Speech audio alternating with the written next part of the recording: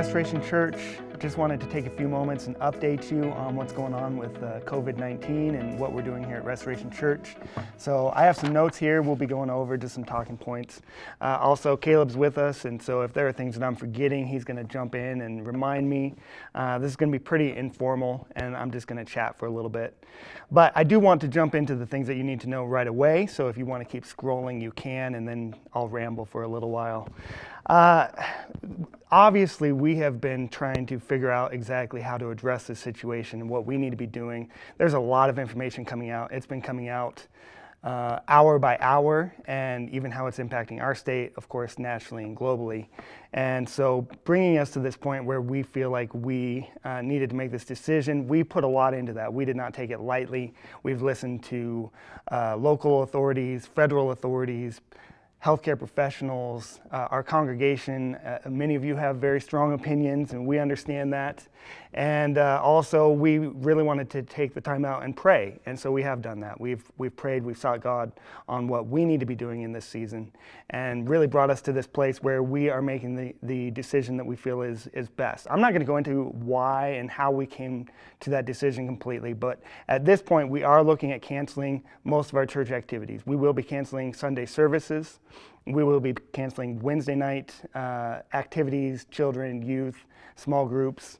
A lot of those type of things we're canceling. Our Kelly Walsh lunches through Life Builders, we are going to cancel that during this season as well. At this point, we're looking at probably about 3 weeks. We're hoping to be back April 12th, which would be Easter Sunday. So hopefully we'll be able to gather together at that point. But as I said, this has been evolving hour by hour. So we'll really have to look at that at that point. And you'll have more information as we get closer. But for the next 3 Sundays, we are going to cancel our services. We are going to close our building. We will not be gathering together Wednesday night, Sundays. We will be live streaming. We are going to go ahead and put a service together, but we will be looking at pre-recording that. So there will be nobody at the building on Sundays. So please don't try and come. But we are going to put a service together, and we will release that on Sunday morning at a normal time so that you can watch that with your family, with your friends, and hopefully we can all be still gleaning the same information as we move forward together through this time. So with that, I want to take just a little bit of time and just talk a little bit about some of the concerns that some of you may have, and just some of the things that have been weighing on my heart as we process through this. Like I said, I don't want to take a lot of time and try and explain the decision and why we came to this. But let me just go after a couple of ideas and just challenge your thinking a little bit. I was talking to a pastor friend on Sunday who was sharing with me years and years ago how they had to cancel their service due to a blizzard. And he got a call from a congregant later that day that was just upset. And he said that this guy was telling the pastor, "We just let the devil shut down our church. We closed our church and we just let the devil shut down our church." And there may be some people that feel that way as we deal with this outbreak and the coronavirus. But let me just assure you that where that is wrong is that it ties church to a Sunday morning service. And that's not what church is. And we know that in Christian circles, we talk a lot about church being more than the building or more than the service. We talk about how church is the people of God.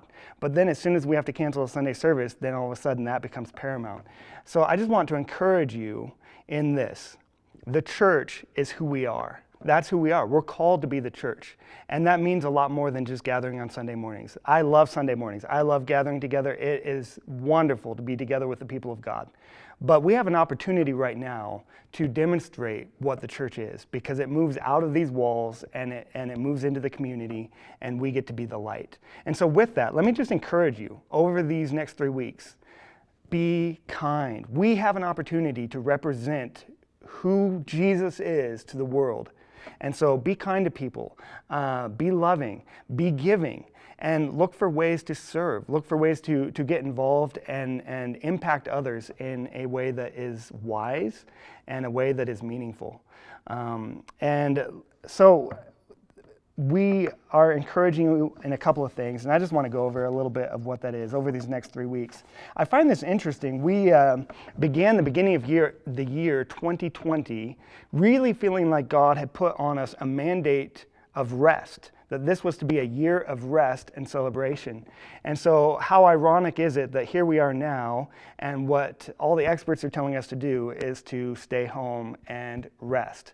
And so listen, we don't think God is causing this virus in any way or anything like that, but I just want to encourage you and challenge you, use this time to focus in on the things that God's saying. And so focus in on resting, focus in on just letting God be God. I know there's a lot of fear and just the concern for the economy, concern for your family, concern for finances.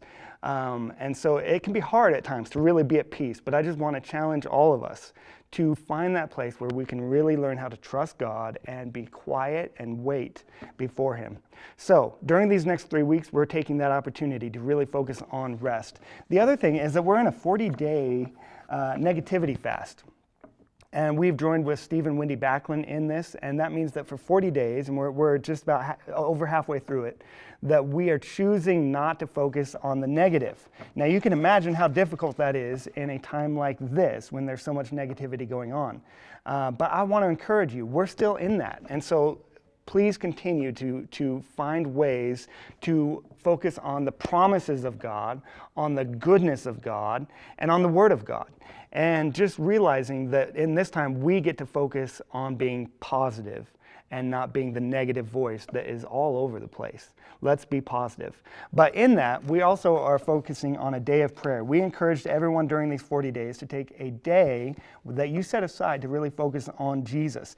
We put these prayer guides together, just talking about how you can do that and walking through an 8-hour block of time or a 4-hour block of time, or you could even make it a 2-hour block of time, but taking some time to really get out and pray. And it goes through different ways of doing that, different forms of praying and making a day like that. So if you need one of those, we will still have those available at the office and online. We're going to post this online so that you can have one of these if you would like to take this time, if you haven't got one yet. Because this really is, these 3 weeks, I'm telling you, are prime time to take a day out and pray. Maybe Sunday. Maybe Sunday is the day that you need to get away and really make it a priority to get before God and to really pray. And with that, as the weather's getting nicer, I would encourage you, get outside, and go to the mountain, go to the lake, find a place where you can really get away from all the stuff. Because I know as they're telling us to stay home, and yet you have all these small children, it may be hard to still find time to really get away and pray. So you might have to go somewhere, but there's still that opportunity to do that. So I'm encouraging you during these next 3 weeks, especially as we finish out this time towards Easter, make a day a priority to go pray, please.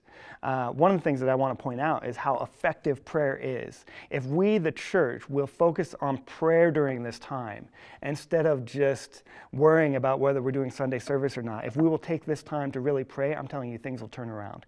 Major things can happen when the people of God join together in prayer. And so I want to encourage you to do that.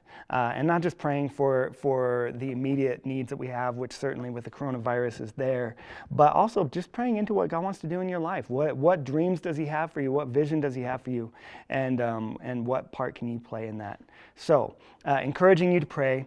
The other thing is, focus on your family. This is the time where you can really take some time to focus on your family, especially if you have children still in the home. My encouragement is, don't just let the time go by wasted, but invest in it. Use it to teach them, even having some devotions and time to focus on God, the Bible, that kind of thing. So I just want to encourage you to do that. I realize not everyone can do that. I realize sometimes some of us are homebound, and older people may not have the opportunity to be able to spend time with their family during this time. But we live in a world full of technology, and so there's lots of opportunity to call, to text, that kind of thing. And that brings me to the last point, really, for this focus, is let's focus on relationship. Let's be relational. And so don't wait for 3 weeks to say hi to somebody. Make a phone call, text somebody. Don't leave it up to us pastors to try and get a hold of everybody in the church. Let's be the family of God. Don't wait for somebody to call you.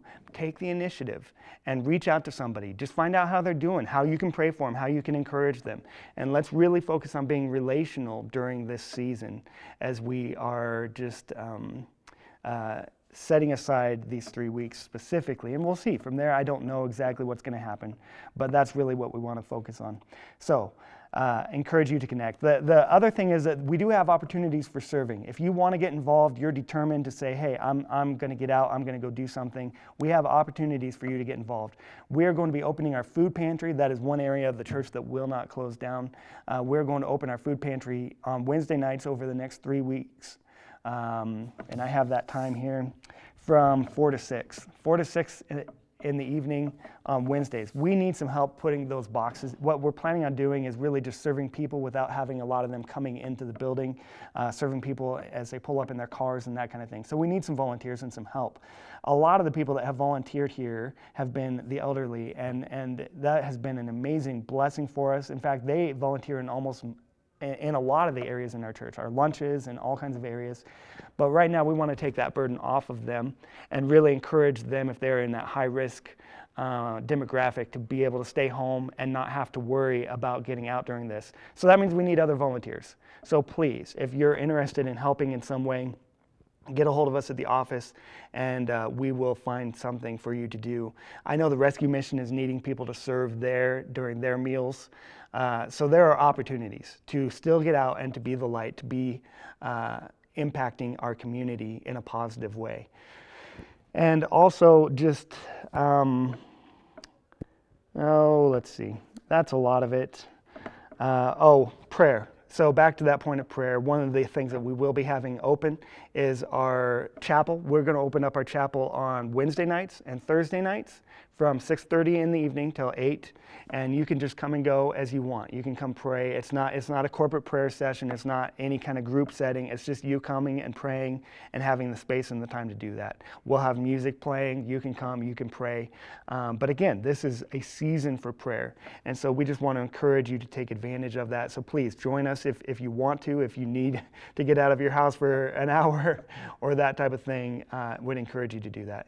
In the meantime, let's be respectful. Let's be honoring of one another. Let's be honoring of our government and our leaders.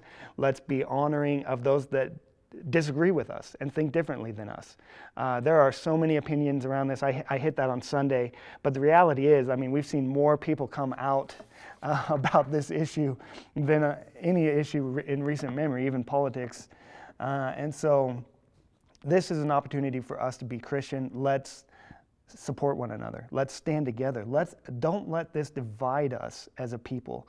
Let's stand together as the family of God and make a difference in our community. We have an opportunity to be the light, and so we want to really focus in on that. So that's really where we're at this point. The office will still be open for a time, Tuesday through Friday. We're looking at changing our hours, so it'll be open from 9 to 1. So if you are needing something, you can call us or get a hold of us during that time, and we'll try and get back to you and help you as quickly as we can. So that's really where we're at right now. We will keep you updated as we go. As we get into this, even before Easter Sunday, we'll let you know whether that's going to happen or whatever. But more than anything, we just want you to know that God is still on the throne. He's not stopped by this. He's not stopped by missing a Sunday meeting.